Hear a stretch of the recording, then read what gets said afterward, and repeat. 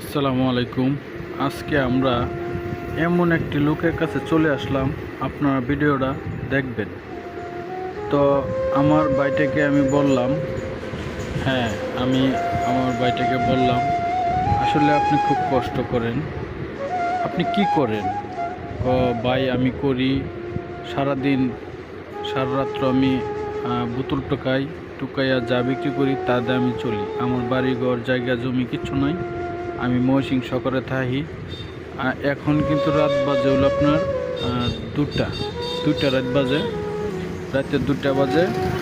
তো উনি বলতেছে আসলে আমরা গরিব মানুষ, শুধু জন্মাইছি কষ্ট নিয়ে, কষ্ট করার জন্য আমরা দুনিয়াতে আসছি ভাই। তাতে আসলে আমাদের পাশে যে কেউ দাঁড়াবে, আসলে এরকম একটি লোক পাই নাই।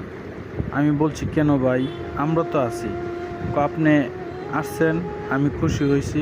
দেখেন আমি একটু বিরিয়ানি আনছিলাম, বিরিয়ানি খাই আমার পেট ভরে নাই। তখন আমি বললাম আচ্ছা ঠিক আছে, আমি বিরিয়ানি কি আনে দিব, আপনি খাবেন আরও?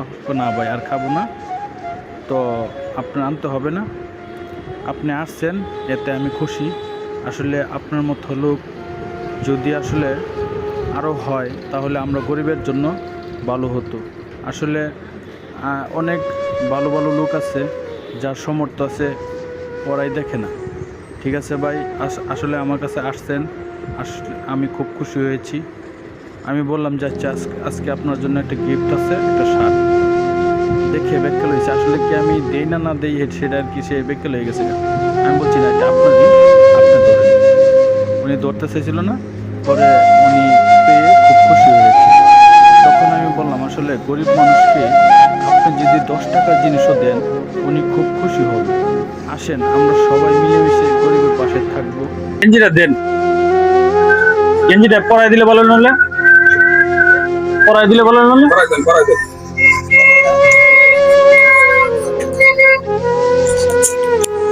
কারণ দিই শার্টটা থন, শার্টটা এদিকে থন, উঠেন তো দিই কারণ দিই এটা পরাই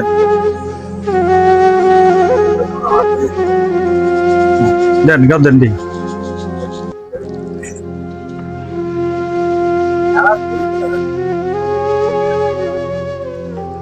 হ্যাঁ